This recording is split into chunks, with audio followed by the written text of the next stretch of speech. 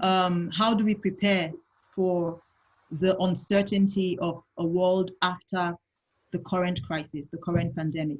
How can we prepare to continue to grow? How can we prepare to be resilient in case there is another crisis like this?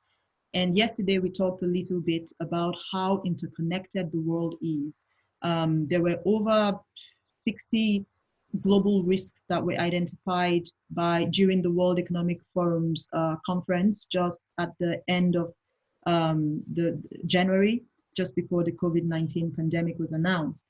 And clearly what happens in a faraway part of the world can have great impact on livelihoods and businesses right here in Accra, Ghana, or in Nairobi.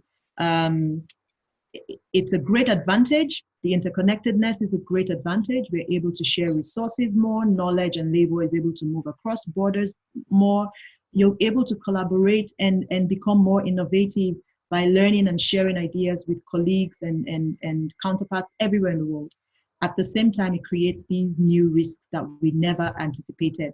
And so how are businesses supposed to start to learn to build resilience for these kinds of risks, global risks that could happen again in the future?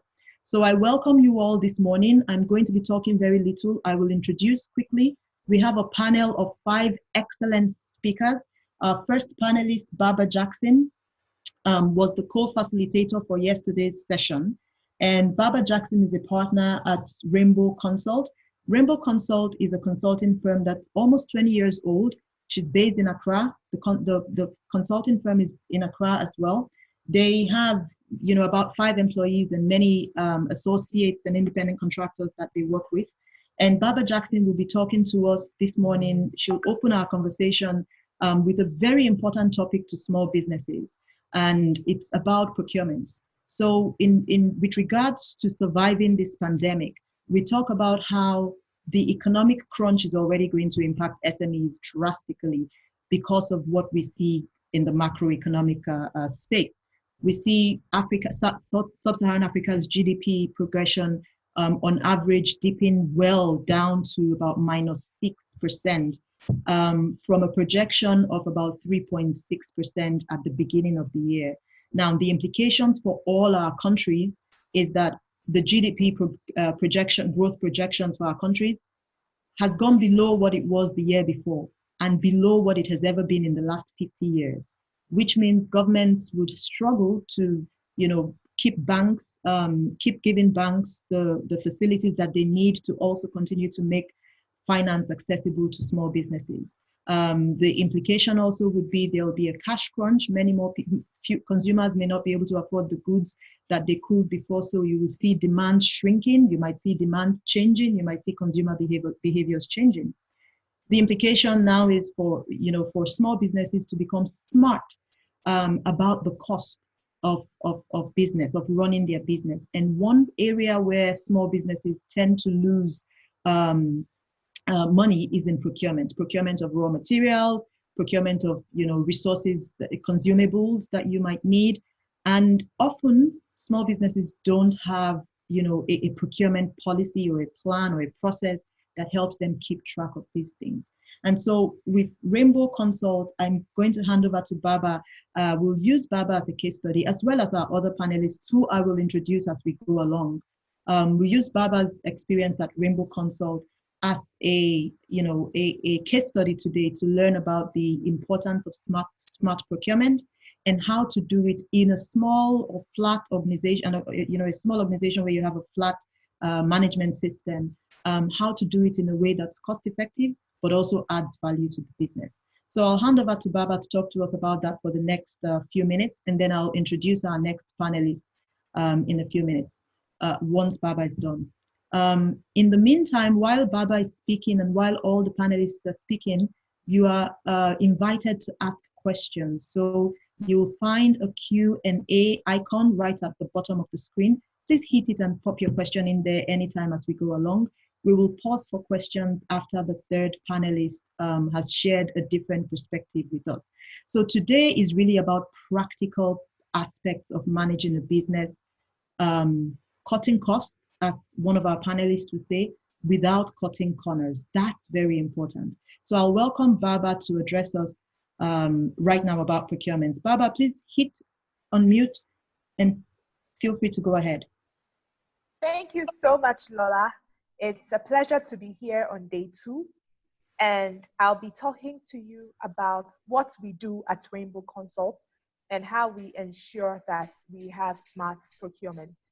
And so we are just, by the end of my short submission, I'm hoping that I'll be able to provide you a deeper understanding of smart procurement and its value to small businesses in the current situation and beyond, and will build your capacity to conduct businesses ethically and maintain good relationships with your partners, vendors, and clients.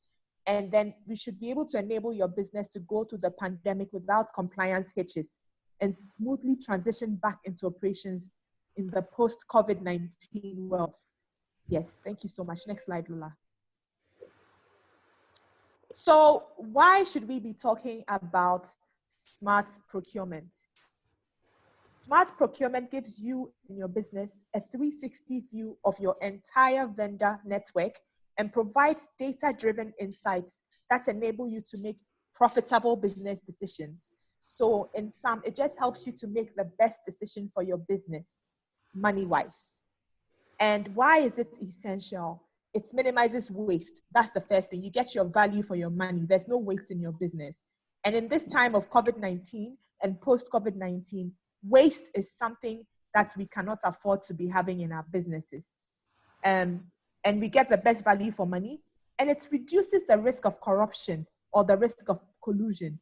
And you will see this more as I go along and describe what our procurement process is. You realize that it will be very hard for any of my team members in Accra to collude or to take part in corrupt practices because of the checks and balances put in place for our procurement system. And it helps you also reduce costs and maximize profits, which is what we are all trying to do all the time, and especially in this season. And also, you gain a better understanding of your market and the value chain, and that helps you to make smarter decisions. So this is why it is important for us to have a system for our procurement as SMEs. Next slide, please. So just to give you, I'll be sharing in the next slide what our Rainbow Consult's procurement procedure is. But so that you can have a better understanding of what our procurement procedure is, I'd like to give you a brief overview of who we are as an organization. And so Lola has already said it. We are a managing consulting firm. We do SME capacity building and training, human resources, strategic management, instructional design, and research and compliance, as well as this anti-bribery and corruption work that we do. And for our organizational structure, Lola already mentioned, we are a flat organization, and it's basically made up of the managing partner. We have an advisory board overseeing us. Then we have our managing partner, we have partners, and then we have our staff, trainers, and then also we have a whole lot of associates. We have our trainers and office staff, and we have a whole network of associates that we use when we have contracts or bigger training programs to undertake. But in my office, actually, we have about only 5 employees and 2 interns. And so that is what the administrative structure looks like. In our office, we have about just 5 employees that are paid monthly and that come to work every day for Rainbow Consults. And so it's very easy, and I've seen firsthand how easy it is. Next slide, please. I've seen firsthand how easy it is for SMEs to think that we are so small. We are too small to have a procurement policy. Because, you know, we said this yesterday, when you go online and you check for sample procurement, but they are like huge books and tomes, and you wonder how that applies to you as an SME because you're so small. And most of the time, we need to take quick, snappy decisions. And we cannot afford the bureaucracy that when you hear procurement, I'm sure most of you are thinking is going to make your processes longer and you're going to lose money if you go through a procurement process. But I'm here to inform you that that is not true at all. Based on your size and the structure of your company, you can come up with a very short process and policy and procedure that will ensure that you're keeping checks and balances, but you're also able to have quick response times when situations arise, because that's what is most important to us as SMEs. At least that's what is most important to me as an SME, that I'll be able to go out and get all the raw materials that I need to satisfy my clients as quickly as possible, the shortest turnaround time possible. So I'm going to go straight into discussing what we usually do when we are procuring our tools and raw materials for training or for the office. Usually we gather quotes from at least 3 vendors for any new or planned procurements. And so we go around and we gather quotes from at least 3 vendors. Then we compile a list of vetted, trusted vendors for items and services that we buy regularly. So we are a training organization.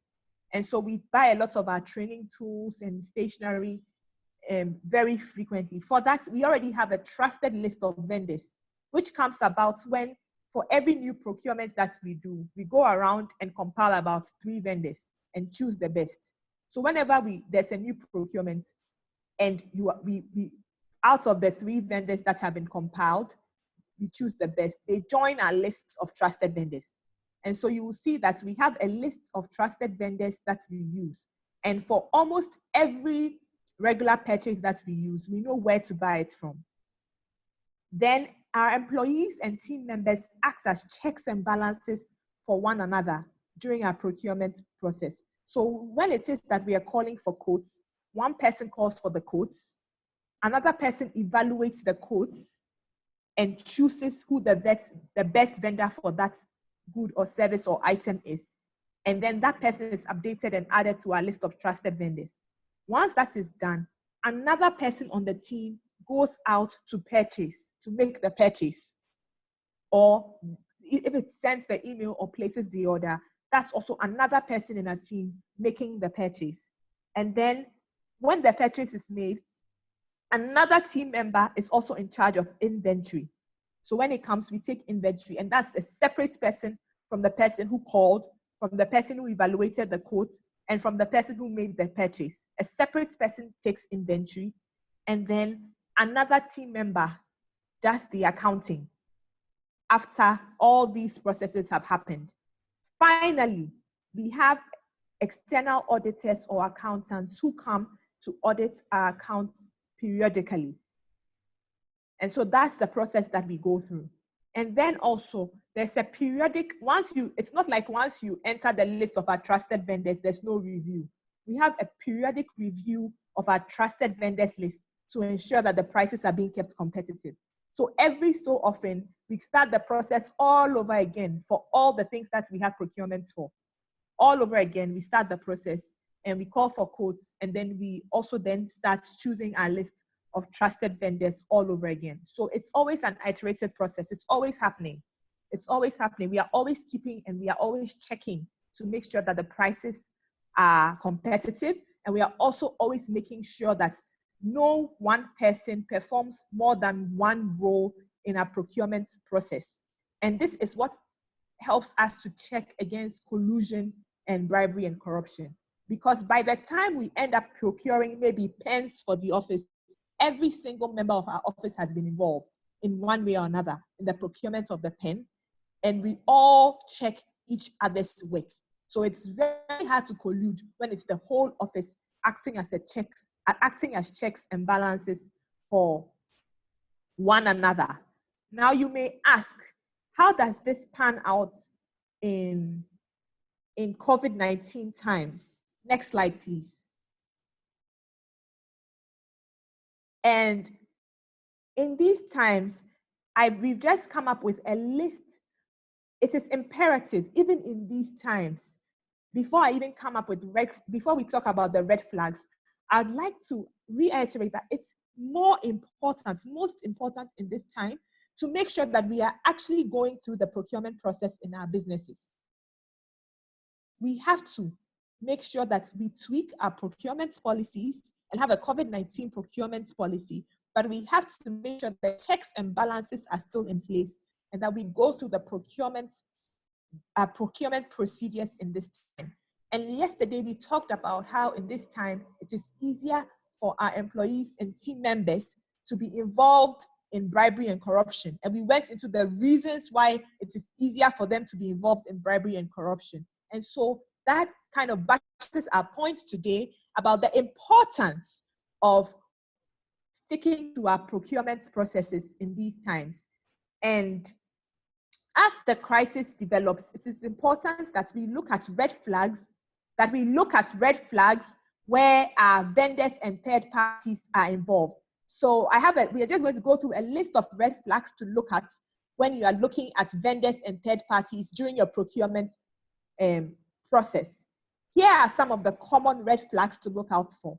Look out for any vendor or third party that has a close relationship with a key government decision maker or their relative. So any politically exposed people in this time, especially in this time, it's a red flag. You have to scrutinize them extra in this time. Look out for anybody who lacks experience in a relevant sector.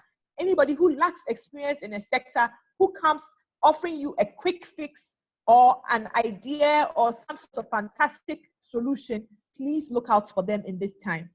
Look out for anybody who does not reside or have significant business presence in our country right now. It's in your countries right now. It's an important thing to look out for. It's important to look out for people who appear shortly before a particular government action is to be taken. All of a sudden, they are on the scene offering solutions and fixes and wanting to be a vendor and take your money. Look out for them. Look out for anybody who claims to know the right people and who claims to have connections in the right places.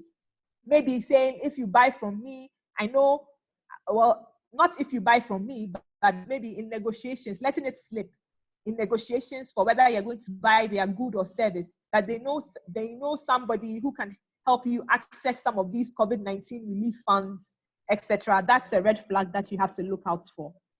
You look out for anybody who provides unspecified services, anybody who requests payment in cash or through a third entity, and anybody who requests urgent payments or unusually high commissions.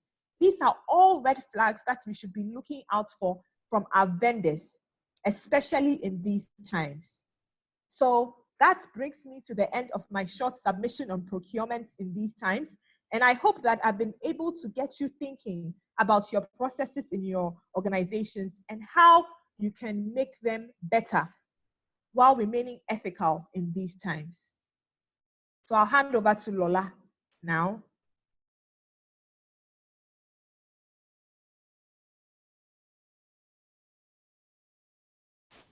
Thank you very much, Baaba. That was interesting because you did touch on a lot of things that we talked about yesterday. And I think we will be talking about that in more detail as we go along. When you started to talk about, during these COVID-19 times, procurement is one of the areas where small businesses need to adapt. There are so many other areas where businesses have had to make changes in their operations, and for several reasons, to survive, but also to maximize opportunities that might be opening up. So I want to open up the floor to Egwakhe. Egwakhe Balogun is the co-founder of SoFresh.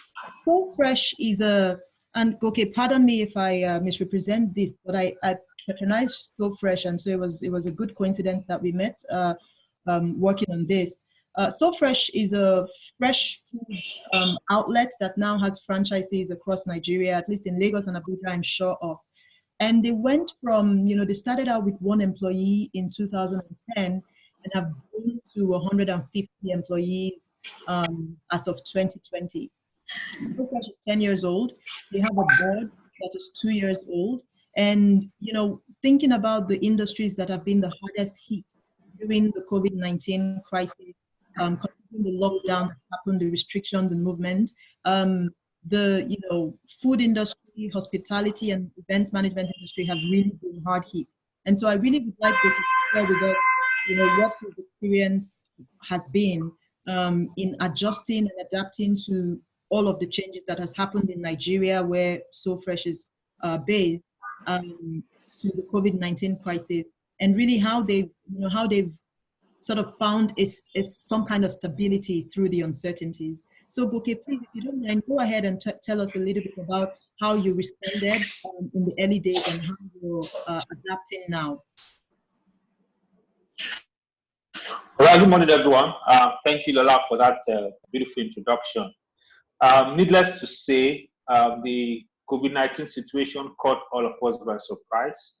Nobody was prepared for it.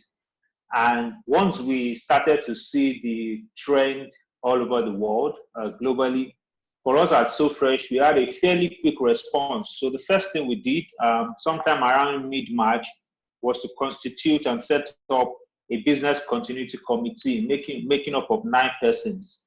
And what we also did was that we ensured that we had people across all the organizational strata so that we can have a good representation.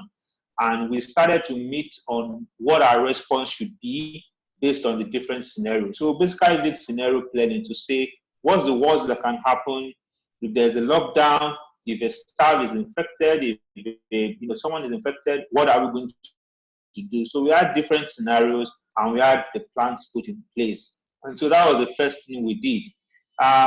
And so the committee continued to meet, and monitor the situation. And for us at So Fresh, once we determined that it was no longer safe for us to operate as an organization, we could not protect or assure the safety and security of our staff and customers, we decided to shut down very early on, like 2 weeks even before there was a total government shutdown. And so we took that decision based on one sole reason: safety. And then economic benefit was actually a secondary consideration at that point. And once we shut down and were closed, of course, it was zero revenue for the company. And that immediately triggered something in our minds, that we clearly had just about one stream of income, one model of income. If our stores are not open, we were not making any sales. So quickly we started to think, how else can we make money even if our stores are not open? And currently we are close to working with other locations where we can sell our products even if our store is not open. So we're currently thinking around co-location and a shop in shop. Before this COVID, we had been focused on the big retailers. But right now, everybody is shopping in their neighborhood. So what we're trying to do is to partner with small neighborhood stores where we can put our products, and also gyms where we can put our products, and then we can still make sales even if our stores are not open. Of course, COVID will be over, and we believe that by the time stores are open, that will be an additional sales. So that's when we responded to that. What we also needed to do was, during the lockdown, we ensured that we stay close as a team. So we had a lot of team engagement activities online, via social channels, because it was important that the team stayed together. So even though we were not working, we stayed together. We also prioritized customer engagement. We have a fairly large following on our social media platforms, email, newsletters. So we kept in constant communication and provided a lot of useful information to customers, so that we stay close. Now, once there was a total shutdown and food businesses were classified as essential services, we reevaluated the situation again. Now the streets were more empty. It was not easier, but it was safer to move around because there was not a lot of congestion in the transport system. So we decided to open back up, and that presented a new challenge. How are we going to operate in this, difficult time? Transportation was, how are we going to operate in this difficult situation? So what we did first was, again, to start from where we stopped: safe operations. How can we operate in this period safely? And so we had to draft a new COVID-19 operational SOP for So Fresh. So right now, that's what we're using to operate, not our normal SOP. And everybody within the organization had to be trained before you can continue work. So that was our first response, to make sure that operations are safe during this period. Of course, we made a number of changes. We stopped accepting cash. We increased, our hygiene rules and all of that. I don't want to go into all that details, but we had to ensure that we operated safely. We also look at our operational model. Before COVID, walk into the store was like 80% of our sales and delivery was just 20%. But we knew that once we opened overnight, it was going to go to like 95%, delivery. And that would put a lot of strain and stretch on our logistics and online capabilities. So we had to improve that. We had to partner with, thankfully for us, before the lockdown, we were already shifting our business model to partnering with logistic firms instead of doing it ourselves. So what we just did was, partner with them to expand that logistic. The first few weeks were rough. We had a lot of delayed orders, customer issues around delivery. But as we went on along, we continued to strengthen, the logistic arm of it. Currently, we're developing a mobile app to make it much easier for customers to order and for us to track, their orders and all of that. So that's another way we are responding, looking at our business model. Also, operationally, we had to, in the initial stages when the lockdown was still very strict, we had to actually house some of our staff close to our outlets so that they can reach the outlets, as fast as possible. We also have to provide transportation to some of our staff. We have to provide data and support for power, electricity. And if you're in Nigeria, I'm sure you understand why we had to do that. So those are some of the extra costs we had to incur just to make sure that our operations was running properly. And yeah, on the supply chain disruption, it was very huge for us. And part of what we did was we had to fund some of our third-party suppliers and vendors because they are smaller and they are prone to disruption and fluctuations in the market. So we had to support some of them with funds to stock up so that what they're supplying us can be guaranteed and assured. And of course, there's an arrangement between they are trusted suppliers for years, so we could support them and pay them in advance to be able to stock up. We've also created a very close relationship with our suppliers, fresh produce suppliers now. So we continue to maintain those relationships. For some fresh produce, it was difficult to get them because some of them were imported, like strawberries and plum. But we had to take out some of those menu items and inform our customers, what was available. It was also important to stimulate demand because, we had been closed for 2 weeks. So when we started operations, we had to do a lot of sensitization, education to stimulate demand. We also did a lot of promotions, promo and discounts. We did things like free delivery for days. We offered free products. And what this did for us, I get the conversation going between our customers. Do you know So Fresh is doing this? Do you know So Fresh is doing that? And that kind of resuscitated and brought back the demand for our products. Of course, important was also labor issues, our staff, which was number one for us. And when the committee met, we had decided that we were going to, for March, of course, everybody got paid in full, even though we closed early. But in April, we had to take a measure of pay cut. It was an agreed and open communication among all the team. And so everybody took a pay cut in the month of April. And then for the month of May, since we started operations, it's something we're continuing to evaluate how we're going to respond to that. Because the truth is, sales is not back to where it has been, but it continues to grow and improve. So these are some of the measures we took to navigate this period. And the truth is that it's still a learning process for us. We're still learning through the situation and through the challenges. Thank you, Lola. Excellent. Thank you so much, Goke. Again, I have to go back to some of the things we discussed yesterday and lead you on into our next speaker. Once we get to our next speaker, we will take a break and go to the question and answer part.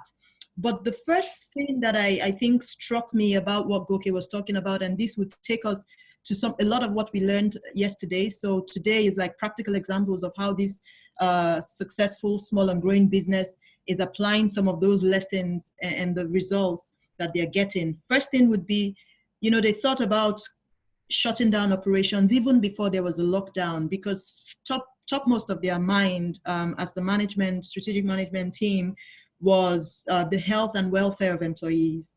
And there was a question yesterday, and when we also had a poll about employee loyalty, and whether it's okay to, slash the employees' salaries by 50%. And we talked about that in the context of communication, making sure that you evaluate your options and you communicate this honestly and openly with the employees. And I hear a lot about how that was, a very key part of your approach at So Fresh, which is interesting to see how you have responded, and you've come to a point where there's some kind of stability, but you continue to evaluate your response plan. So thank you so much, Goke, for summarizing that very well for us. In the context of, all the things we learned yesterday, and what we learned about how to respond, we came to a very important part of being successful and staying successful and building resilience, which is our people, the people who you work with as an SME. With Rainbow Consults that we just heard from, in Baaba's presentation, Rainbow works with 5 employees. It's critical that these employees are the right kind of people and people with integrity. In So Fresh's case, you have now from 1 employee 10 years ago to 150 employees. And you want to know, how can you make sure that you're recruiting right? How are you hiring right for an SME? Because that's essential. And we've talked about this with a lot of SMEs, but one of the speakers here has such an interesting perspective on how to hire right for an SME. His name is Professor Egwakhe. He Professor owns an event management a company that, of course, again has been hit hard by the COVID-19, but also as a budding entrepreneur has set up 2 other small businesses that are complementary to the event management firm. And he doesn't run it himself. He's a full-time professor at a university about 5 miles out of Lagos in the southwest part of Nigeria, called Babcock University. And so he doesn't run this business himself. And so I want him to tell us about how he hired the right kind of management team, how he hired the best talent, but also people with integrity and loyalty to the business, to manage the business, while he's not there. Because for SMEs, we know that, it's one of the biggest things we tend to do is sometimes hire relatives or associates that are part of people who finance the business, or try to, hire in a way that undercuts the ultimate benefit of the enterprise. Professor has great experience in hiring managers who manage the business 24/7, and he just gets a report. And these are not, large businesses. So Professor, I want you to please unmute yourself and talk to us a little bit about your experience with running your firm, your business called Galaxy Event Management. Thank you, Laura, for the privilege to talk to our friends on the other side. The issue at hand is building resilience, and that requires tough decision-making, proactiveness, and agility in addressing issues, especially in the area of the human resources of the organization. Before COVID-19, I had the privilege of working with family members and a manager that I employed, and his job was precisely to report to me on a daily basis. And since 2012, we have been on the same wonderful platform, until a point in time when I saw that the finances were sick. And family members were consulted, about 2 of them, whom I trusted and whom I loved with the whole of my heart. And I brought them on board. Due to what I observed, I actually talked to a friend and I said, this is what I'm seeing. And I have relatives there. He looked at me for a long time and said, Prof, I thought this is something you should know. One thing is, go back to your drawing board. Go and build what he called opportunistic behavior detection model. The matrix was for me to be able to predict the chance of being looted by persons. And he gave me some of the ideas I should factor into this opportunistic behavior detection model. And they were wonderful. I built it and I started practicing that. And it wasn't long that I discovered that my family members were paying themselves up to 10,000 naira every day. And the manager was involved in it. And my first job was to fire them. Firing them was not that difficult. It was managing the firing from the family perspective that was difficult. And I tell you, I have to travel home to explain to elders in the family that if care is not taken, these two people were set to revise the progress and the civilization of the family. And as someone from Edo State with a close-knitted family oriented culture, offending one person means offending the whole family. But I narrated my perspective to it. It was difficult for them to believe. Luckily, my phone had a record of our discussions before I actually fired them. And I have to play this for them to see and to hear. And that was how I bought back my reputation in the family. And when COVID-19 hit hard, I had actually employed another manager whom I have to train myself and have to manage from afar. We, at the beginning, underestimated how the spread was going to occur, the duration, and the impact it was going to exert on the hospitality business. However, we sat down, we profiled, and were able to identify and understand areas where financial stress were going to actually come from. And as event management organization, we are into event center, we are into hotel, and we are into bakery. But as a result of the family members stealing from me, I have to close the bakery aspect of it, then concentrated on the hotel and event center. So customer deposits that were there before COVID-19, we have to find a way to say, how do we address our customers' need? That was the first thing we sat down, we look at. And after dealing with it, it's a policy of the organization that once payment has been made, it's not refundable. But with this at hand, there was a revisor. We took a decision that, look, we're going to refund 50% to every customer that had paid in advance, so as to build confidence, trust, and transparency in our operations. The second thing we did was to look at our business model. In our business model, my job was to reconfigure what it is, because I could not see how we are going to be sustainable in the future if we keep to this business model. One, it is obvious that companies that were not into pure event management, but had digital, or what I may call technology economy or web economy, they are the ones that are surviving. So how come?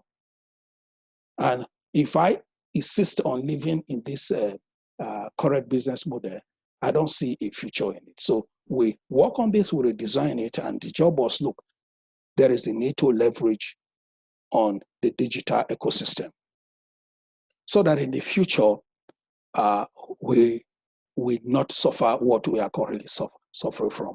And that led us to building a customer database that we inform and enable us to communicate. Another thing we did also was to look at persons that are flexible in thinking and at the same time flexible in accommodating persons.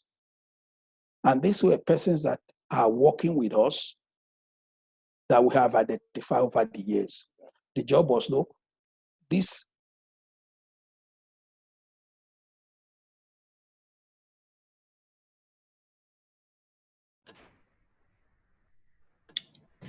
Hello, Prof. Can you still communicate with us? We can't hear you.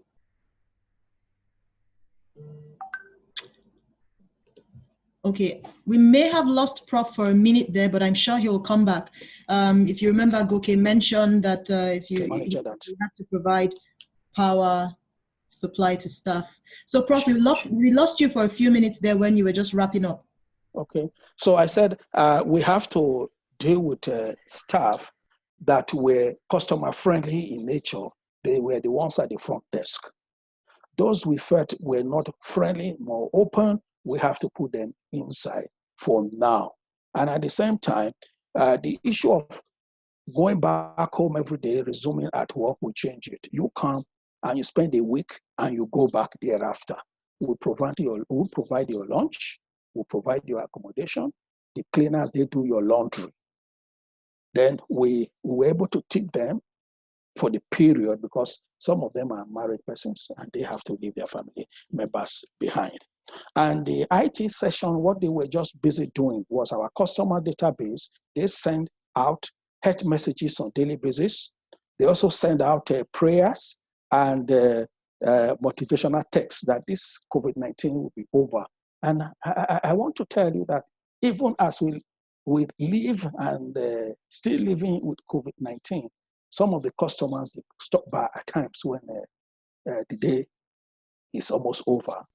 Stay, enjoy, had their fun, and they go back. Some, they still stay put, and they are still with us. So in essence, managing the workforce was not that easy, but I thank God that I'm on track. But managing my family members who tried as much as possible to steal from the business in terms of firing them was the most terrible experience I must tell you I went through as a owner and as a person who manages from afar. Excellent. Thank you very much, Professor. Thank you. I just as you were speaking, I summarized about 5 things that I would say, if I'm a small business owner here and I support a few small businesses, I would make them, into cards. And these are some of the summaries I took from Baaba's presentation, Goke's presentation, and this will be some of the tiny cards things I'll put on the summary for from what I'm learning from you. There's a dimension to managing, employment of family members in a small business. It's different for a large business. As a small business, you and your business are hardly separated. And so you tend to have the communal relationship in many parts of Africa that's very family oriented. It tends to look like your small business is the family's the family owns it, and so you have those situations where you need to be very delicate in how you manage employing family members because holding them accountable can be a little more tricky. So that's really interesting. The second thing about it is building trust with customers. It was interesting to hear how you addressed the situation where you had to give back 50% of what customers had paid up front for what they were expecting. It would look like a loss sometimes when a small business is thinking survival, but actually you gain something more important, which is loyalty and trust. The other thing about that you mentioned is being proactive and innovate and prepare for growth. I found that very interesting. And then the behavioral dynamics that you consider when you're hiring people and placing them to make sure they're the right fit for the positions that you place them in. I think that's critical as well. And then your organization pays very good attention to employee welfare. These are very interesting nuggets that I think we have a few commandments. I'll call them for small businesses to consider in preparing for growth and longevity. We plan to take a few minutes to answer questions. So we have one question that's come in, and it's directed at you, Prof, I believe. So let's take that question. We have 2 excellent speakers lined up. I really want to get to them and want to be able to take more questions for all the speakers. So I'll try to keep you all more on time. We want to keep this succinct so that we can get as much out of this as possible. So let's take the next question, which is directed at you, Prof. Go ahead. It goes, how will the event organization part of your business, transform in line with the protocol for events in this time?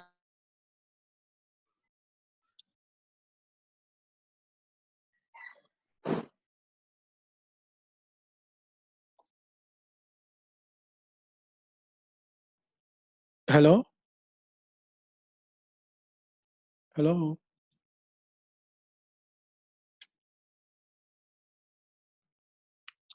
It seems like Lola might have Hello? for a second. Can you hear me? Hello? Hello?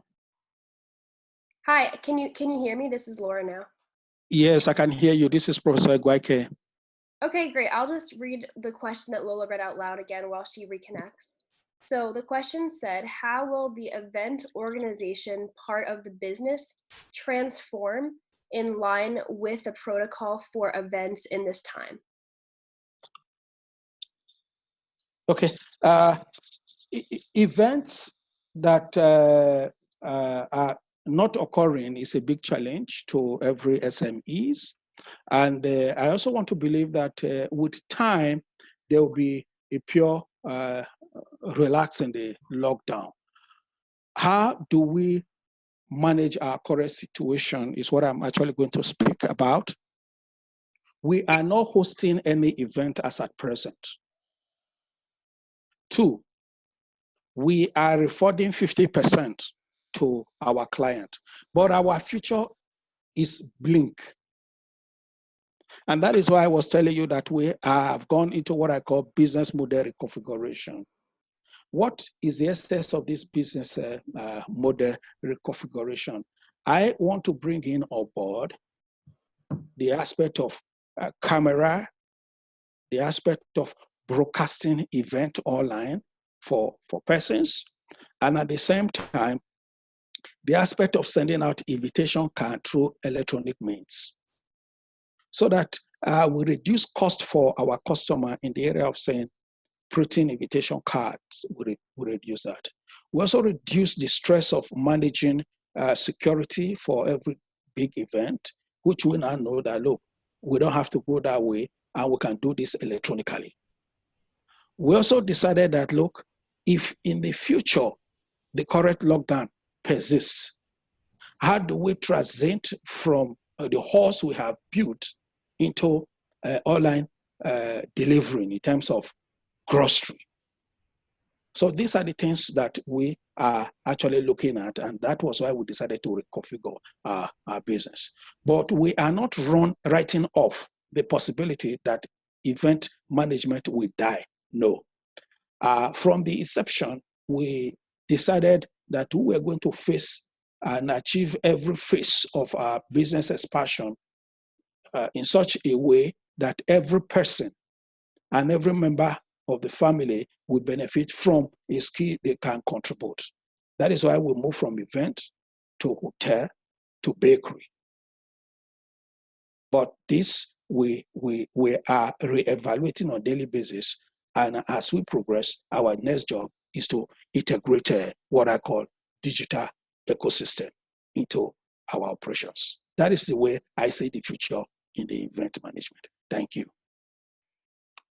Thank you very much. It looks like Lola might be back now. Lola, are you on?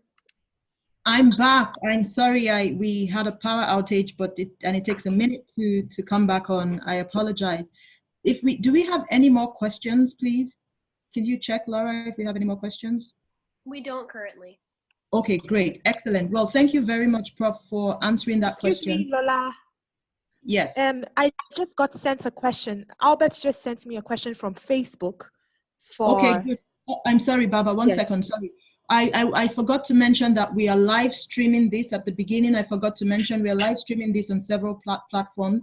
Facebook, especially Rainbow Consults Facebook platform, and then we'll be live streaming it on a few other site platforms.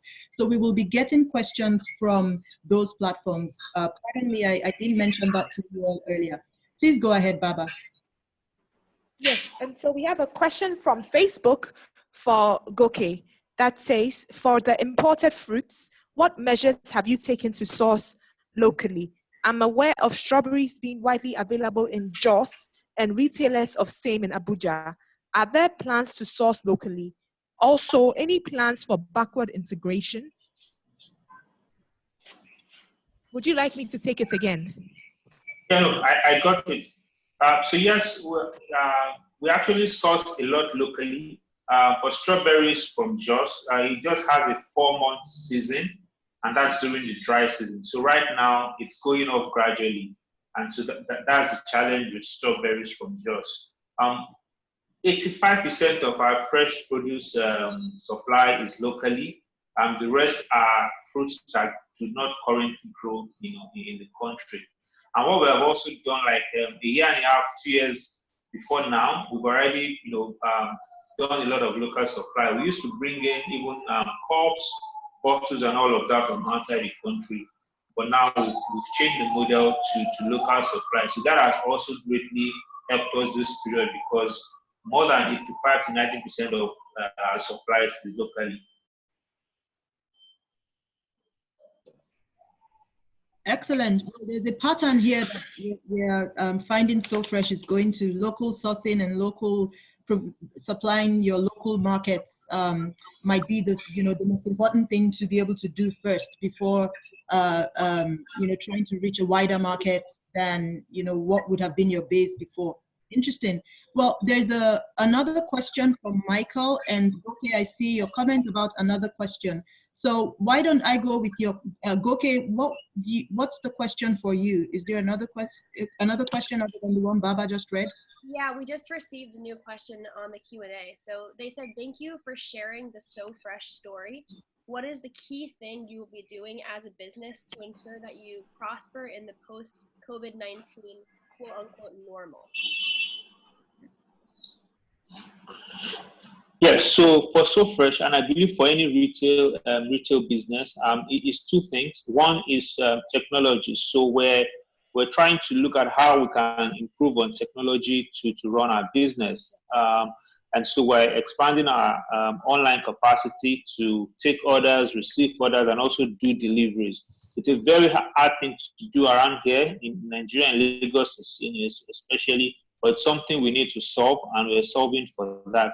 The second trend we are also seeing is that we think that a lot of shopping after now will be neighborhoods, because what we have found out in the last 5 weeks, everybody has been shopping in their neighborhoods. Nobody is no longer going to the big retail stores or to the malls. So we think that there will be a lot of neighborhood shopping, and so we're trying to position our store in neighborhoods as well. I talked about co-location, so co-locating within the neighborhoods, and also having real small format stores that can take care of, that can cater to small neighborhoods rather than looking at big stores. So those are the two things that we are doing currently, and of course we'll continue to monitor what the trend says, and we'll continue to adjust and pivot the business model to accommodate that. Excellent. Thank you so much, Goke. Okay, we're going to take the last question, but we're going to do two things at the same time. We have a poll that we were going to deploy just while Professor was speaking. So what I'll do is I would like to read this question. I think this question is open to everybody, any member of the panel, including the two panelists who are going to be speaking next, Wybrand and Fatma. Whoever wants to take this, please unmute yourself and take the question. And as you respond to that question, I'll ask that Laura or Michael deploys the post, puts up the poll, sorry, the polling question, the first one we have. So the question says, and it's from Michael, one of our team members, how can we curb corruption in Nigeria, essentially in Africa, other African countries that might be represented here today, to develop entrepreneurial development? So how can we reduce corruption, which is a great hindrance, as we saw during our webinar yesterday. Most of the polls, most of the data we saw, shows how corruption is a great hindrance to small businesses, even more than large businesses in Africa. So how can what role can small businesses play as an organized group or individually to reduce corruption in order for it not to undermine the growth opportunities for small businesses? I'll like this to be open to the entire panel. and while we, take the first polling question that we have. So please, any member of the panel who would like to talk about this, please go ahead. Hi, Lola. Hello, Fatma. Okay, I will talk about this a little bit, so let me respond to it.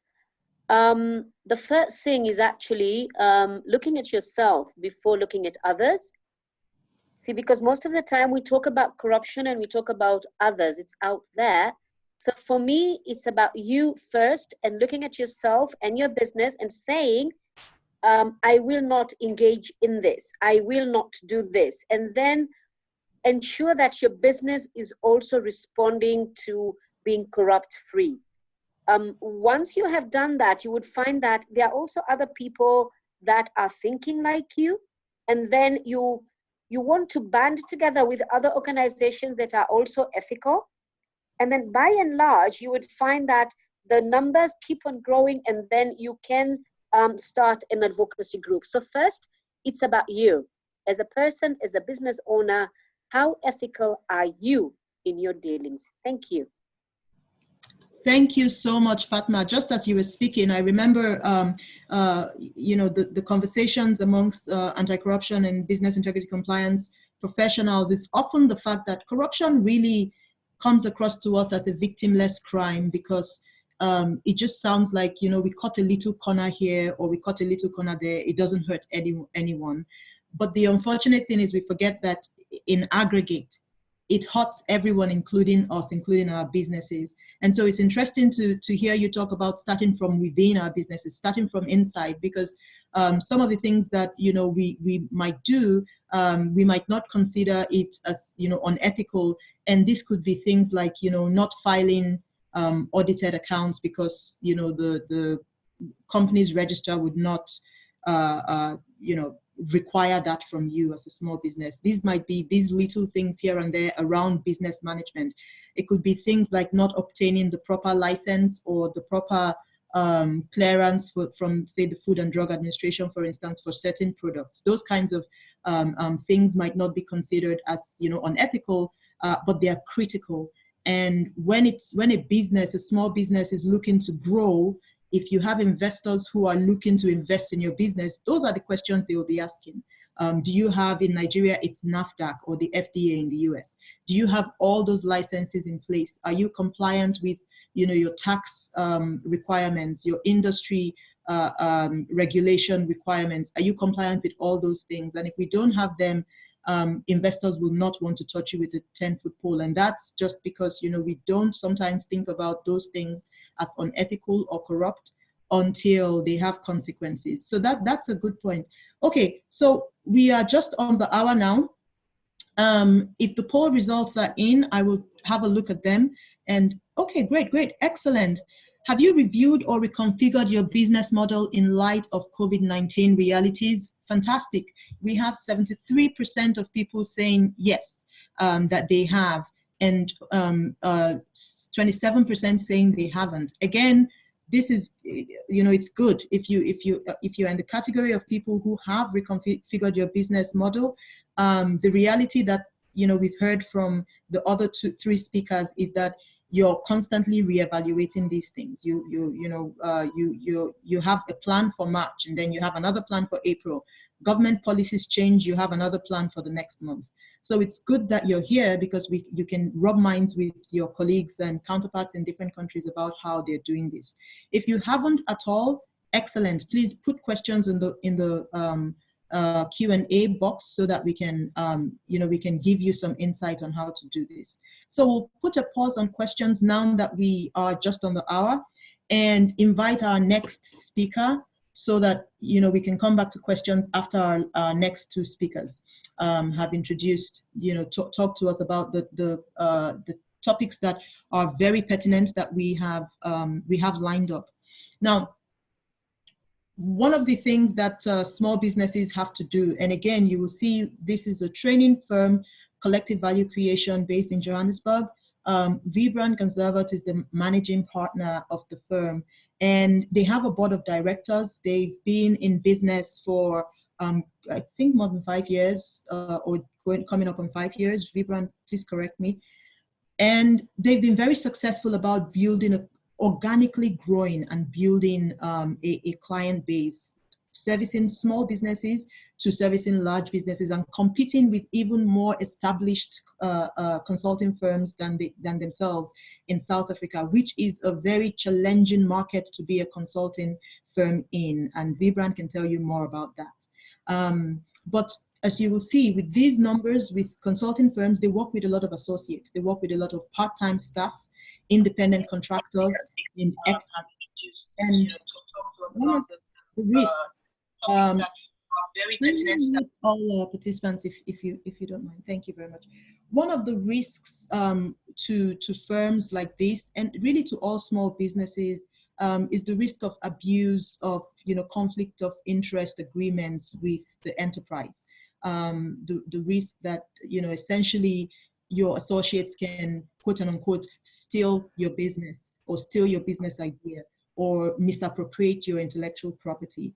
And so I would like for Wybrand to talk to us a little bit about how Collective Value Creations manages that risk, because they do excellent work in South Africa, and they are now able to do work outside of South Africa in neighboring countries, relying on a great network of very sound associates. So Wybrand, if you could unmute yourself and please go ahead and give us some perspective from your experience.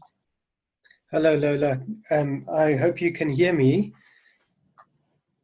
Yes. I first of all want to say you're well done. This is an amazing session, and it's wonderful to hear from all these really brilliant panelists. It's interesting also, as I'm listening to everybody, that I think we all share an experience here. We're all going through a time where we feel vulnerable, we're unsure, and there's a real deep questions around trust that happens around all of us. And it's great to hear that in that humanity, we all are dealing with these things in different ways, and that we can learn from each other. So we started this company about 5 years ago, ongoing about 6 years now. And initially, the intention was to really start helping entrepreneurs with how to grow their businesses. And I was working with a large mining company at the time, and I wanted to use the best practices in those companies, and I was consulting before that, in those companies with entrepreneurs. And we successfully started doing this, and our company started growing, and we grew significantly over the past 5 years. And we started getting employees on board, and I started asking myself the question, should I be working with employees, or should I be working with independent contractors? And as we started growing, we started realizing that the entrepreneurs that we get on board seem to take a lot of our resources and our time. And we started realizing that independent contractors, if we manage them right with very good outcomes-based agreements, we can reduce the amount of resources that we spend, we can reduce the amount of time that we spend, and we can deliver and get the same results. So we did that.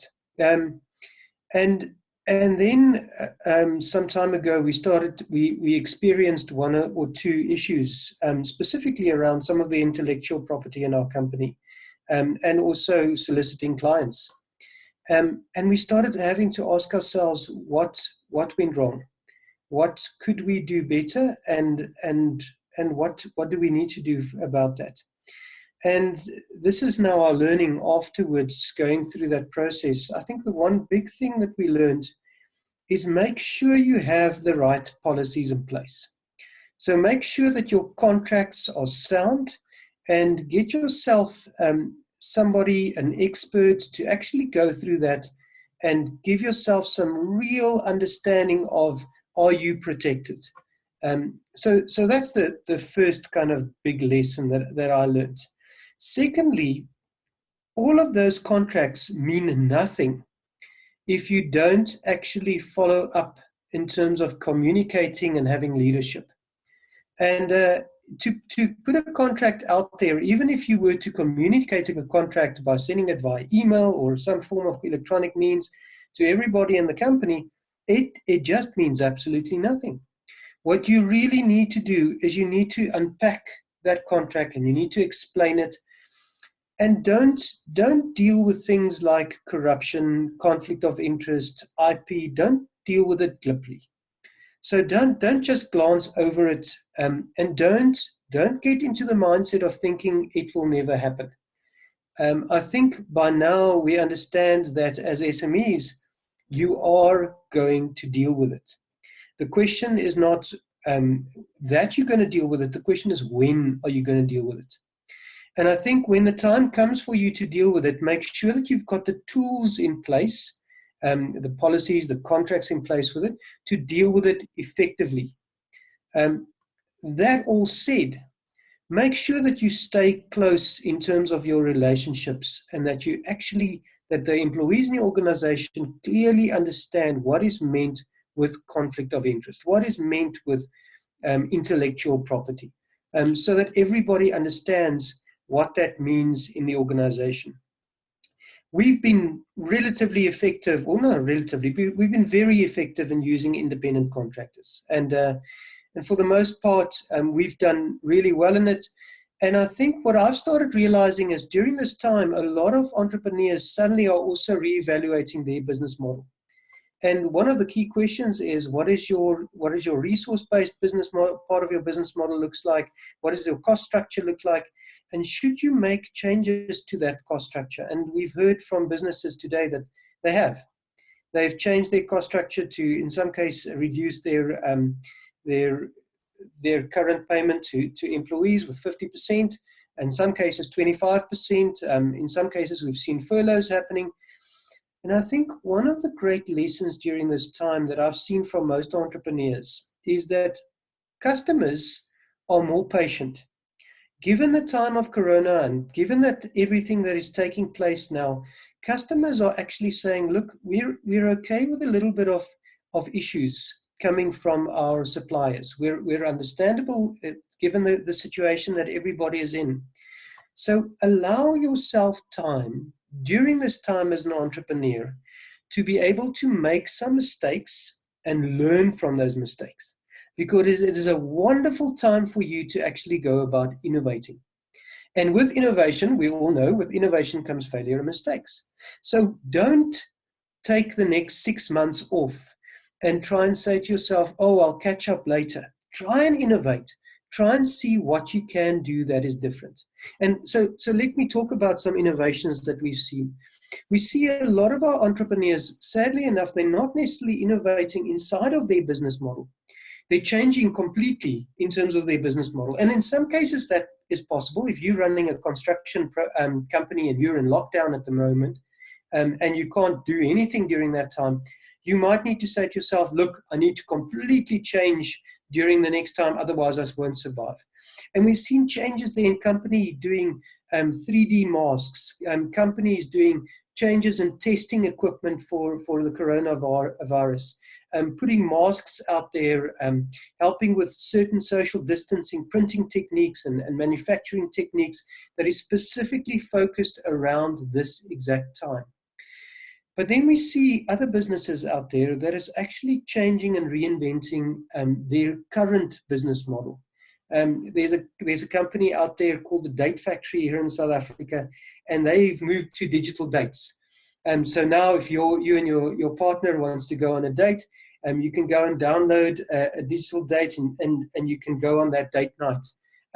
They've got a little box of goodies that they deliver to the door and give you a chance to get a real unique experience as a customer that reinvents their business model at this time. We've also seen, I mean, there's a post up in Amsterdam how restaurants have gone about thinking through the whole area around social distancing. And they've gone about changing their layout in the restaurants itself to accommodate customers during that time and to even make it more romantic than previously thought. We've seen that there's been a significant increase in South Africa on the online shopping accounts, 83% according to PayFast over the past 2 or 3 months, which is wonderful. And I think what we need to start thinking about is to say, look, let's not just focus on this time of Corona. What can we do going forward as a business? How can we use this to actually make things better for ourselves, that we can cut costs, that we can reduce our resource-based dependency in an organization, and what can we do to move forward? There's various different business models that I think we can learn out there at that time. But if I could give great tip out there, it would be take the time to be able to innovate, make some mistakes. Customers are patient, and you will have some great learning afterwards from it. Excellent. Thank you very much, Wybrand. Yes, certainly don't forget to have the right policies, have the right documents in place when you work with these associates, and don't be afraid to make mistakes. Don't fold up, pack up, and not do anything. Learn from your mistakes and make sure that you're trying to innovate. Those are excellent points that I'm adding to the postcards that I hope we have postcards after this event, SME Bootcamp postcards. Thank you very much, Wybrand. We have a few questions. We have about 4 questions, but we have one more panelist who has not spoken to us yet.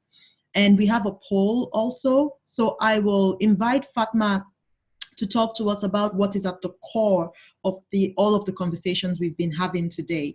At the core of this is, how do SMEs survive? How do you build resilience? Which means, how do you make sure that you have the right processes and right systems in place, and you maintain a high level of ethics and integrity in managing your businesses going forward, so that sets you apart from your competitors. And what Fatma will be talking about today is essentially, at the heart of that objective would be the decision making that's guided by ethics and integrity. Ethics and integrity should be at the core of every business decision making for SME leaders. And when you say ethics and integrity, it means a whole host of things. It means loyalty, it means building trust, it means openness, it means transparency. And from what all our panelists have said, from Baaba to Goke to Professor Egwakhe to Wybrand just now, they have drawn great examples about how they've tried to make sure they're keeping their employees' interests and welfare at heart. They're making sure that the customers are communicated with about all the changes they're experiencing. All of those values are what's in that tiny box called ethics and integrity. So I'll let Fatma talk to us about what she's seeing in these COVID-19 times in Nairobi and around the continent, about how businesses are reacting to the pressure. Are they keeping their ethical values in reacting to the pressure, or are they losing them? And she will tell us about how the businesses that are keeping their ethical values are doing and how others can learn from them. So Fatma, glad to have you here. Please go ahead. Okay, thank you, and hi everyone. It's a pleasure to be here, and it's an honor as well. I would like to agree, Lola, that ethics is at the core of business decisions. Again, it's about who you are, what you stand for, what you do. For example, it is also essential to managing compliance systems as a competitive advantage for your business. Even though a lot of people feel that being ethical is at a disadvantage. But you see, with Corona, and I do agree, I'm not sure that it was Prof or Goke who was talking about, nobody thought about pandemic. It just came upon us. We are tested. But then again, our true character comes out during a crisis. A lot of people have come out and they've done good things, and I'll talk about them. And a lot of people have tried to use the opportunity to actually, price gouging, to get the maximum within a short span of time without really thinking that Corona will go away, then what happens to your business? So the issue here is, as a business, have you leaned more towards being an ethical business, or have you been purely motivated by profit at any cost? In Kenya, a number of private sector businesses have actually done wonderful things in terms of assisting with the virus.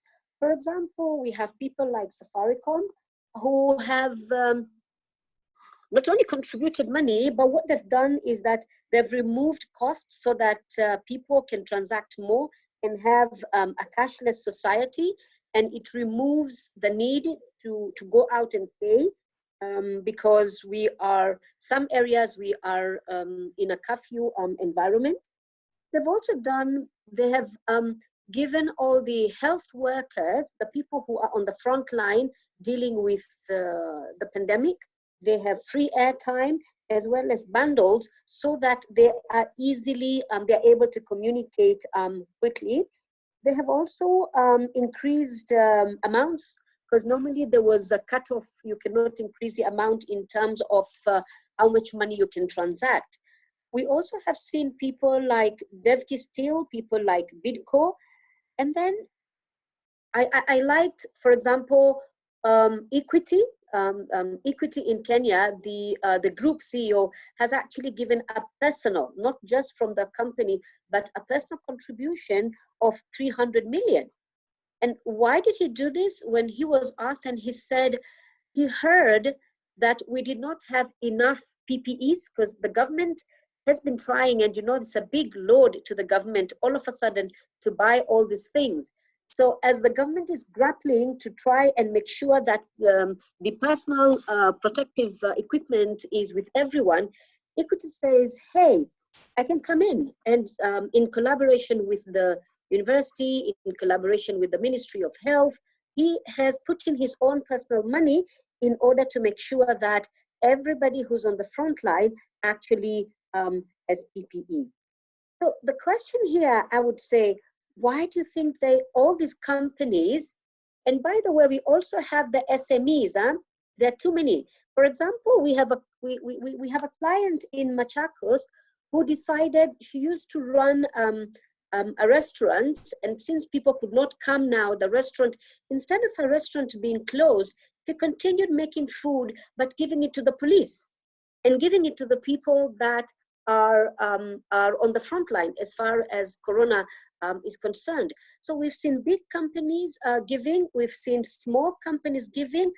We also have some other people who actually said, since you cannot go out, how about you creating a little vegetable farm in your garden? And if you don't have space, you can farm in a sack. So they gave out seedlings for them to do this. Now, if you ask, why would these people do this? I mean, for me, I would say is that they actually showed that their organizations are human. They are concerned. We are simply not motivated by profit. It's about your humanity. And it's not about profit at the cost of everything else. It's also about you as a person, and then you as an organization standing up and being counted to say that, look, this is what I would like to contribute. I may not, like the hummingbird, I may not contribute a lot because I don't have a lot, but the little that I have, I'd like to give this. For example, the picture that is there, that is Blue Company. These are organizations that have made a pledge to be ethical. And also Jubilee Holdings, that runs the Blue Company, has also contributed, and they said, we are going to supply medical equipment. So once again, I'd like to repeat that an organization or a person, your true identity is actually tested during a crisis. For SMEs, because a lot of SMEs, and I'd like to agree with Wybrand, a lot of SMEs just said, oh my God, the world is coming to an end, and they have closed down, even though they have not been told to close down. So banks have stepped in Kenya, and they're doing a wonderful job. So what they're doing is that they want to make sure that SMEs their businesses continue. There's business continuity. Allow me just to mention KCB, Gulf African, Cooperative Bank, then there was ABSA. So what they're doing is that they are offering their clients non-financial assistance. That is, they are training them through the different webinars on what they can do. Instead of waiting for people to come to your business, we are training them, you take your business to the people. And this means online platforms, cashless transactions. Banks have now rescheduled loans. Some of them, they are financing, asset financing, and some of them have gone as far as giving moratoriums. We are also giving loans without collateral, okay? So you actually don't pay the principal, or you don't pay the interest until, say, after 1 year or after 2 years. Now, on the other hand, we are seeing the other side where people are trying to make a killing during this period. Price increases, horrendous price increases. And we're telling SMEs, remember, COVID will go away. If you take advantage of your clients now, what is going to happen when COVID gets finished? You will not have built a loyalty. People will not want to come back to you. People would look other suppliers. And then what happens to you as an organization? So are you able to grow? Allow me here to spend 3 minutes to talk about Milestones. We are a training and consulting firm. What we do is that we assist organizations for them to grow. In fact, we used to do capacity building before, and we had to come onto this ethical platform because a lot of SMEs are not able to grow because of the environment out there. When we ask, people will tell you, I am not corrupt. But one needs to be corrupt for your business to grow. Now, these two sentences are not in tandem. They're not together, because you cannot say, you cannot be preaching water and you're drinking wine. Now, the question here is it impossible for SMEs to be ethical? I would say it's not impossible. Yes, you can be. It is not easy, but it's possible. It is doable. It simply means it starts with you as a person making that decision. Because, you know, we say that what you convince your mind, you start seeing similar things. If your mind is thinking about red, all of a sudden you'll pick out red dresses, red cars, red everything. So you need to condition your mind to think about being ethical, and then the other things, the ethical issues come on board.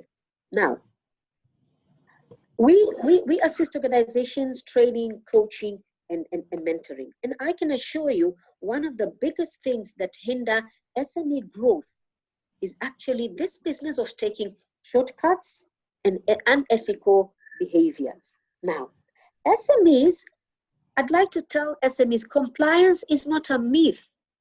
Compliance is something we can do, and compliance is also being forced upon us, because other organizations, international organizations now, they want to deal with ethical businesses. It is beneficial for SMEs to be compliant if you are interested to grow.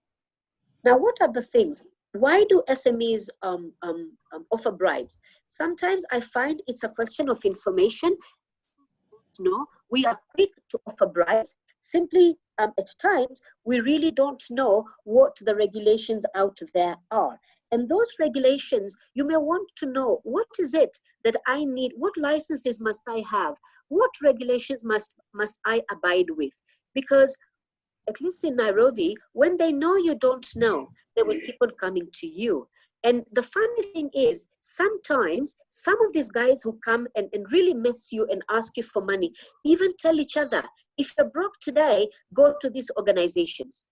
They don't have this. So you would be paying and paying and paying, whereby if you paid the right thing that the government or the municipality needs, you're actually stronger. So you need to know what the requirements, and then you need to be prepared mentally You just need to be prepared mentally.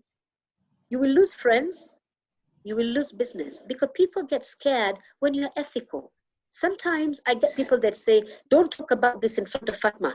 Oh, this one doesn't, she's just too straight. You cannot do business with her. It's okay. It's okay. You need to make a conscious decision. It may be a little bit challenging at the beginning. It may be difficult at the beginning, but I can assure you, because I have gone through this road. I am talking from experience. I went through it. How do you do it? Again, it's doable. You need to build a credible product. Don't take shortcuts. Whatever it is that your customers need, customers are even willing to pay slightly more if your product or a service is actually good. You need to also, yes, please. Fatma, I don't want to cut you short. I think all those points are excellent points we need to get to. We have 6 questions that I want to get to, and you're already answering the first one, which is great. Okay. But I want to open this up to all of the panelists, since we just have 1 minute to go and we are at risk of going over the time. So Okay. let's open it up to the panelists to answer these questions. And I think we will come back to some of the points that you're talking about again. Thank you so very much, however. Okay, I would invite all the panelists, if you are able, to just turn on your video, and we'll just quickly take questions, the questions that have come in. If there are questions from the Facebook streaming, please put them in. We will take questions in the next 10 minutes and try not to go over the next 10 minutes. The first question is directed at Egwakhe. I think Fatma has started to talk about that, and Baaba also would be able to respond to this. And so the question goes, thank you, Egwakhe, for sharing the So Fresh story. What is the key thing you will be doing as a business to ensure that you prosper in the post-COVID-19 normal? If you could keep the answers short, it would be great, so that we can... I already responded to that, Lola. Fantastic. Okay, so there's a response to Joe Jackson. Okay, good. Excellent. Baaba, did you want to add anything to that? Yes, I definitely wanted to add to that. And it's very in line with what Fatma and Wybrand had been saying. This is the time for us to put our houses in order and to do all the things that we need to do so we can prosper post-COVID-19. And CIPE has a wonderful initiative for that. It's called Ethics First. And Ethics First is basically a searchable online database for compliance firms in Africa. So for basically, CIPE has an online platform, and you go and they have questions you answer. And when you answer those questions based on your compliance, you are categorized into 3 different bands. The first one is a green listing, which says that you are making an effort and you are trying. You know, you've signed an integrity pledge and you are developing business management and compliance capacity. Then you move on to the silver, which says that you have demonstrated enhanced compliance measures adequate for your company size, and that you have also demonstrated effective leadership commitments and competence and corporate integrity. And then there's the final tier, which is the gold listing, which says that you have already qualified for the silver listing, you've completed an independent compliance and due diligence verification, you have passed the compliance advisory committee review. And all of this is important because Ethics First is a searchable database for American and international firms, and they will be wanting to work with firms that are compliant, firms that value ethics, and firms that do not engage in bribery and corruption. And so this is something that most of our SMEs should be looking at joining and being compliant for Ethics First. And I'm sure that once we start rolling out, we are due to start, CIPE is due to start rolling out in July this year with Kenya, with Nigeria first, and then Kenya, and then Sudan. And so once that starts rolling out, it's an online database and you can go and get your firm certified on Ethics First. Yes, I think that's the way for us to go. Excellent. Thank you so much, Baaba. The next question, you also started to answer the next question. I'll just move on to this one. It's not directed at anybody in particular, but please feel free to answer anyone who might want to take this one. The challenge with SME management is lack of proper structure and lack of trust. Again, we've been talking about this. Due to this, many responsibilities of SMEs are managed by the owners of the SME. How do you transfer from an SME which was self-managed to hiring up to 150 people? So I think it has a lot to do with your mindset.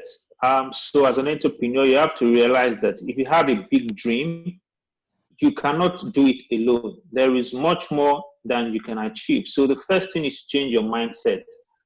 And then, of course, you need to be ready to delegate and give responsibility and authority to others. But then you want to do it in a structured format. So, I mean, what I tell entrepreneurs is, look at everything you are doing in your business. First of all, list out all the processes, and then start to develop standard operating procedures for them to say, if I was the one doing this, or if I wanted somebody else to do this, how would I want them to do it? So, standardize the processes within the organization, and also look for areas where you're strong at, and look for areas where you need compliments. So that I said, mindset, understand that you cannot do it alone. So look for talents that can complement your strengths. So, that way the business continues to grow gradually and you continue to add people. The other thing I also say is that, so look for areas where you can absolutely not do properly at this time, or that has become so large that for one person to manage, and then you bring in people to help you. So it's about the mindset of the entrepreneur. So know from day one that you want this business to grow and you need people to run it. Excellent. Yeah. Thank you very much. Laura, can I contribute to that? Yes, please go ahead. Thank you. The issue of trust and confidence is not something you build overnight. Knowing fully well that you will not be able to work alone and to deliver alone, and that you will work with human beings.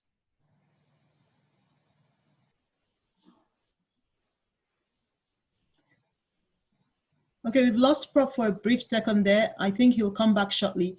So we'll just wait for him to come back. So I wanted to just add to that, which is, three things that we've learned from our conversation today. Make sure you're hiring for talent. So competence must be right at the top of your list, not affiliations or relationships. Then Prof talked about that earlier. And then, make sure you get the people who are the right fit. But what Goke just mentioned is, critical to what Baaba was talking about, ethics first, and what Fatma also was talking about in terms of compliance. And Wybrand talked about it too, which is in managing the business, it's very important to have policies, procedures, standard operating procedures for every employee. And that's to make sure that, that every process is managed the way you want the process to be managed, and you can track and evaluate and monitor performance of employees. And it's true, it doesn't happen overnight. The ethics first process helps you build these systems, but it also helps you build a culture of integrity over time. And it's very, in-depth in how it guides small businesses in establishing a system that makes sure that over time your employees are trustworthy, and they also have the capacity to implement the jobs that they are hired for, but also to do in a trustworthy manner. So, okay. Sorry, the aspect of structure. The aspect of structure. I learned on the job because I had a dream and my job was to drive it. But in the process of driving it, that was when I started building structure into the system. And if one will wait till the structure is ready, you discover that as you start from the beginning, you may not even be able to determine if structure should exist. It's as a result of learning on it, working on it, refining the whole business that you begin to establish the structure that you would like to see. And at the same time, we should bear in mind that every country, every tribe, we have different modalities for different.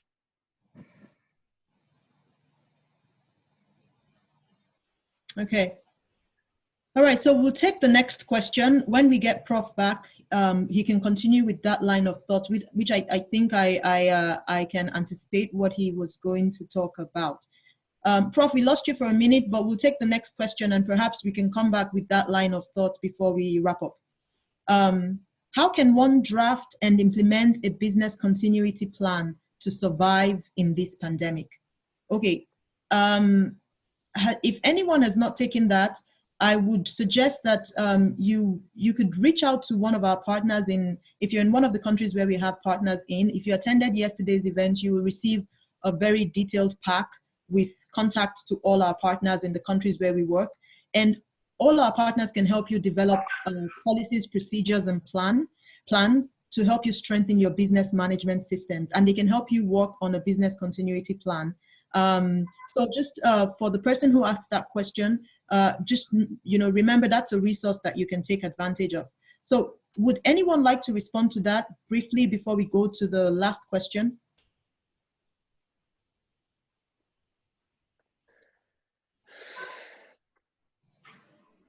Okay, let's go to the last question. For that question, you do have a resource in all our partners, so please feel free to reach out to them. They can give you advice on how to develop that plan or even help you develop one. The last question I see, and if there are any more questions, please do send them to us in the chat box. How much has the home delivery initiative helped to sustain business, especially for small businesses dealing with essential products and services? I think this goes to Goke. Yeah, it's been tremendous, and I can say that that's actually the lifeline for the business now. So initially, I'd said that we went from doing 20% delivery to our services being 90% delivery, and I think it's the way of future. The way I'm thinking about it is people have tasted convenience over the last 5 weeks. I think that people would continue to demand more convenience and see the need not to come into the store. And so that is an area where if you're a small business, there's a popular, makeup brand in Nigeria. They started doing delivery as well. So it's not only food businesses, almost any retail business, you should be looking into powering your business through one e-commerce site or another. Another thing is you don't necessarily have to invest in an e-commerce site. There are many platforms like Jumia, like Abari for GTB. There are a lot of platforms springing up. You can leverage on those platforms to quickly push your products out now. You don't have to wait for post-COVID to launch your website. Look for those platforms and list your products there, because customers are online, they are at home, and this is where they're getting their products. Excellent, thank you. So we have one last question. We're just right on the hour for the finish time.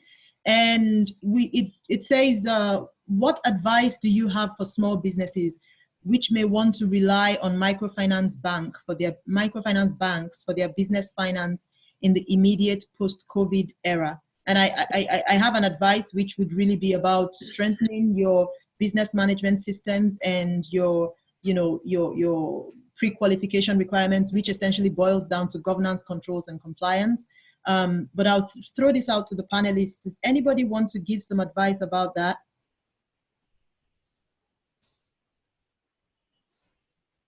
I would like to let the person who raised that question to know that there is a lot of inflation that will occur after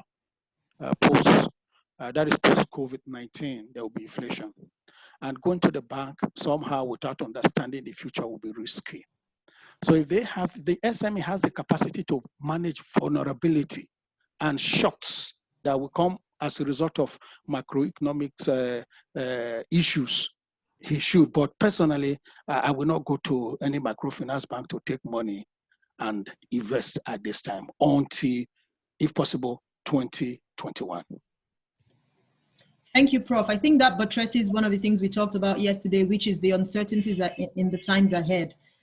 Consumer and customer behavior is changing. You're not sure of that. The market is quite volatile. We might be quite volatile. The projections for growth in the economy is not looking very good. So I'll be very worried. I'll be surprised also, actually, if there's a lot of commercial support facilities, unless through government interventions and COVID relief interventions. So I'll be very worried to get into debt at this time, just as Prof is saying. But again, you have to evaluate your circumstance, evaluate your the opportunities ahead to make that kind of decision. So I want to say thank you so very much to all our panelists, to the co-facilitator for yesterday's event, yesterday's webinar. I really, really appreciate the time that you spent providing us very useful insights from your experience. There might be more questions. There were lots of other topics we wanted to talk about, including, you know, how to source locally, how to be more efficient in managing your supply chain challenges.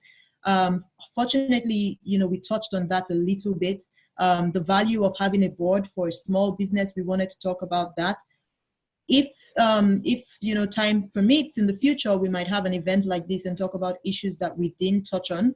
But please feel free to send us emails about questions that you have, and that might prompt another event like this in the future. Thank you so very much for being part of this event. We really appreciate it. If you were part of the webinar yesterday, you should have received an email with all of the resources, practical tools that you can apply right now today to start responding to the challenges that you're facing so that you can survive and you can thrive as we recover and come out of these uncertain times.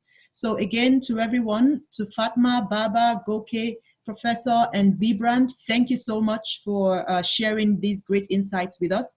To Michael and Laura, thank you very much for, and Imabong, who should be here too, thank you so much for all the work that you did to help us put this together. And I hope you all have a good evening or afternoon or morning. And Ramadan Kareem. Goodbye. Thank you. Bye. Thank you so much, Lola. Bye, everyone. Yeah. Bye. Bye. Thank you and bye-bye. That was great. Bye.